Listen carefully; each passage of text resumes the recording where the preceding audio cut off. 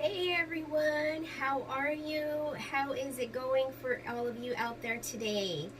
I am stopping in. This is Fran Marie Flo. I'm stopping in today and I wanted to talk a little bit about the ideal client sheet worksheet that you all have been using. And I just wanted to go over it with a couple of, just go over it, really. Go over the questions and ask any questions that you may have. And so that way we can make sure that we get it done. And if you are having a hard time still identifying with your ideal client, feel free to get in touch with me. Feel free to make an appointment and we can schedule a strategy session together, okay? Don't get stuck, don't stay stuck more than 15 minutes. If you have questions, get in touch with me and I'll be more than happy to help you work through those, okay? So let's go ahead and get started. As I go to, I'm just going to go to the page that you're on as well. So that way we can just kind of go through each and every one of them. All right. So one of the first questions, if there's about six portions here in this sheet. And so there's the goals and the values of your customer avatar. There's the challenges and the pain points of your customer avatar. There are the sources of information that they use, and then the objections and role in the purchasing process. And then there's a middle section that is more personal, talks about your ideal client's age, gender, marital status, and so forth. So as you can see, even to the point where it asks, what is your customer avatar's quote? Like, what would be something that your customer avatar would quote? And so as you can see, you're really getting down to like who they are, what they're about, like what are they into. So without any knowledge of who they are, it would be difficult, right? It would be difficult to be able to express a quote that your ideal customer avatar would actually say. But in this PDF, you're going to get really down to the nitty-gritty of who that person is. Okay, so for instance, we'll go ahead and start with the goals and the values. So the goals that your client or your customer is looking to attain. Let's say, for instance, let's say that you are you're looking to acquire more clients that are looking for more leads, or they're looking for, let's say, for your health and wellness, or they're looking for better health, a better formula of a protein shake, or if they're looking for multiple streams of income, and you have various ones available. So identifying, let's say you're a real estate agent, but you're a real estate agent. Yesterday I was talking with another colleague of mine, and they were telling me about a real estate, that they're working with a real estate agent that specializes in handicapped that specializes on people that need real estate homes that are accessible for handicap reasons, right? And so her and I were strategizing, okay, who would be your target points? So getting really specific, you can do that, and that way you're able to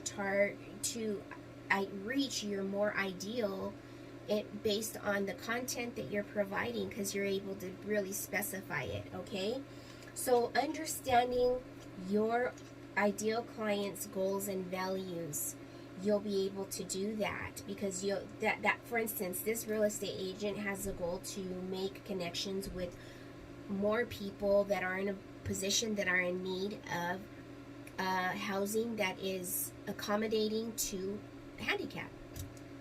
There you go. So that's what is that? Oh, I seen like a red mark, but it's just I have a little messenger sign in it. Oh. Okay, so now let's move on to their challenges and their pain points. All right. So let's say, for instance, the challenges and the pain points of your ideal client. How are you going to determine that if you don't know what their goals and their values are? Right? So it comes down to you really knowing your ideal client. And here's the funny thing. I was just doing a training yesterday, and here's the thing. Your ideal you are your avatar, right? You want to be you are providing a service that you yourself have been able to incorporate in your own business, and it has brought you success, and you're wanting to offer it to your ideal client. So you are your ideal client. So what are some of your challenges and pain points? And let's say, kind of go through that. Ask yourself, what are the challenges that I've faced in this, or what are the pain points that I face? And let's say, for instance, you're not.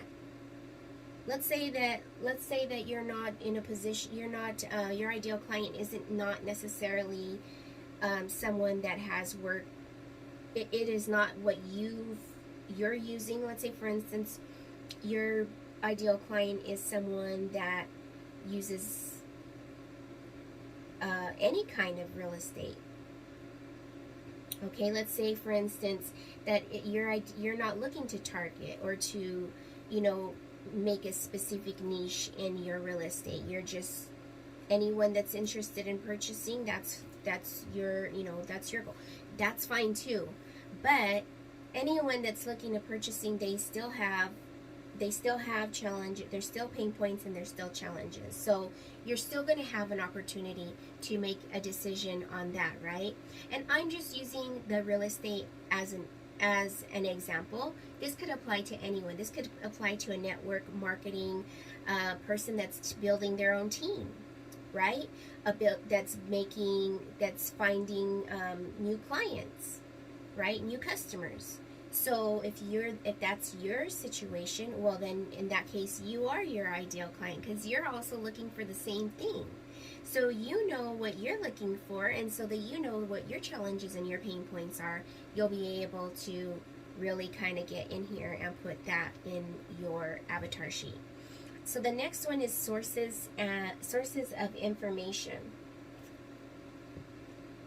So for instance, what are the things that a person that is looking for your services, a person that is in need of what you offer, what are the things that they're reading? What are the things that they read online? What websites are they a part of? What conferences would you see them going to? What are the gurus that you would see them listening to on their YouTube or their podcasts? And anything else. So you really want to identify with your ideal client and the things that they're going to be consuming. And here's the thing that I recognized when I was creating my avatar sheet. I recognized that ultimately we want our ideal client to be someone that we resonate with, that resonates with us as well. As entrepreneurs, we have the luxury to work with people that we want to work with. We have that luxury, and I've been to stores where it says we have the right to refuse service to whomever we choose, and that's true for us as well. Okay, so you want to include in your avatar, your client avatar, someone that's consuming, like on my books. For instance, for mine, someone that's consuming ideas about Think and Grow Rich, the science of getting rich, the big leap. Someone that's looking to make changes, to make life changes and integrate them into their lives, so that way they're attracting the abundance that they so desire, right? so they step into that.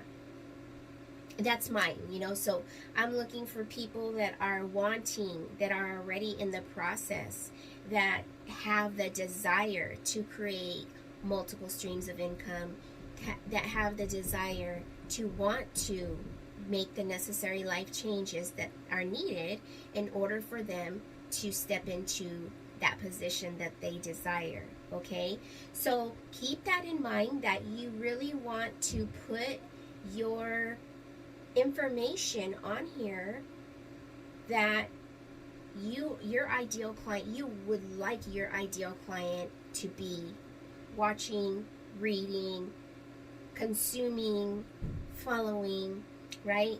Because you ultimately want to resonate. You guys want to, you want to have that relationship where you're both on the same page, you're both headed, you got the same idea in mind as far as success is concerned, and so you want to put that in there as well.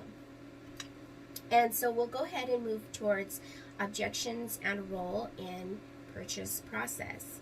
So who do you want to work with?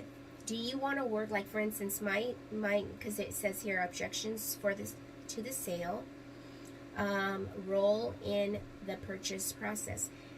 For me, one of the questions that I have on my calendar is I want to know that if I'm speaking with the decision maker, because if I'm going to take time out of my day to have a strategy session with you, and you're not the decision maker, and at the end of that conversation you then have to take more time to figure it out if what I'm offering you is feasible, or if is something that you want to move forward with, you have to go get permission, or you have to go and work the details out.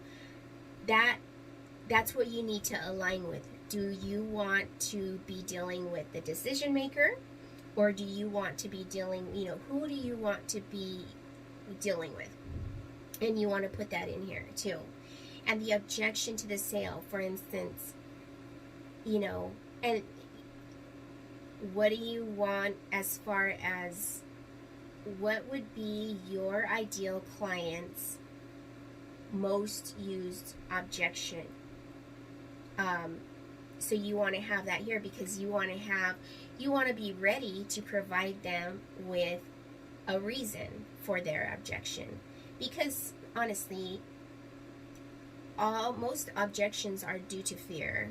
Most objections are due to fear. If we, a lot of times they'll say, sometimes it's money, but there's ways of getting resourceful, and there's ways of doing certain things to be able to, if it's for your business, you're going to figure it out. It may not be right away. It may be you incorporating another stream of income in order to build that up, which could be built up a little quicker, and then you can use that to fund another one. It's all up to you, but there's always resources out there. Okay, and so just talking about having that set up for your client, just knowing what their objections would be too. So in the middle section, it talks about their age, their gender, their marital status, the amount of children, and the location. And this is what I have to say about this. I know that there,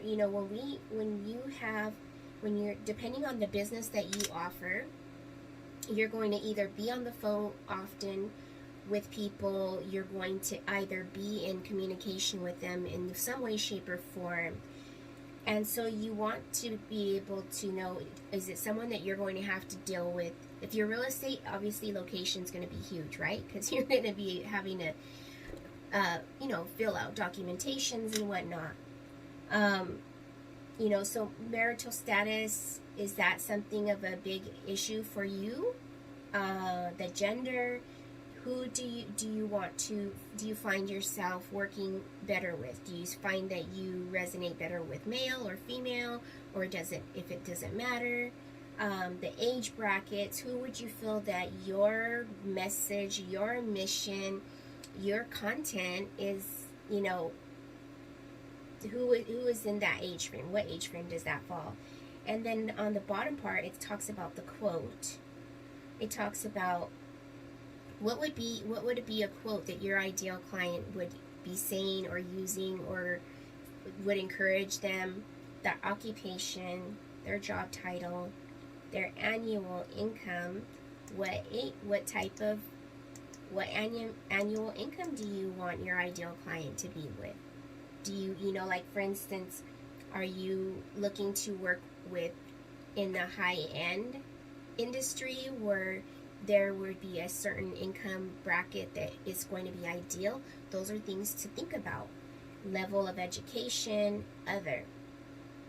So, get very personal with your ideal client. There's also here on the top where you can put your ideal client's name. Whether it be male or female. I have both. But let's say, for instance, some would have female or some would have male. It's up to you. It's your choice. But you can have a name for your ideal client. And a lot of times when I go to, especially now having this sheet has really helped me when it comes to creating content. Because it has everything there. So when you're creating the content, you're speaking to your ideal client, so you can kind of have this sheet in front of you as a reminder. As you grow, as you gain more familiarity, your ideal client may change. So it's always going to be good to have one of these sheets in front of you when you're creating your content, so that you make sure that you're resonating with your content, with your ideal clients, that your copy is for them, addressing them, and so forth, right? So I just wanted to stop in and just go over the sheet, because I know that when I first did it, unless I had because I did mine through a training course.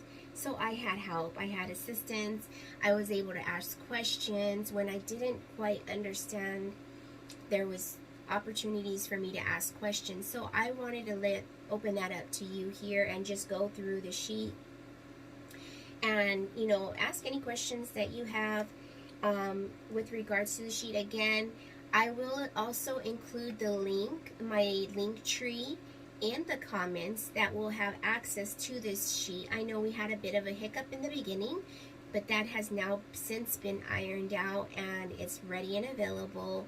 And also, if you need to schedule an appointment with me, the button in my link tree is there as well for you. Okay, so anyhow, that's all I wanted to stop in for today. I wanted to really go over the sheet because I know it can be hard. I know that sometimes you don't know, and so that's why I want to open it up. If you have questions, by all means get in touch. And as you know, I am a strategy coach, and a lot of these questions can be taken care of during our session. If you want to schedule an appointment with me and schedule some time to create a strategy and talk about customizing your ideal plan and your lead generating ecosystem, get in touch and we can definitely take care of that as well. I hope you have a great day. I hope this was beneficial to you. I look forward to speaking with many of you soon. Take care.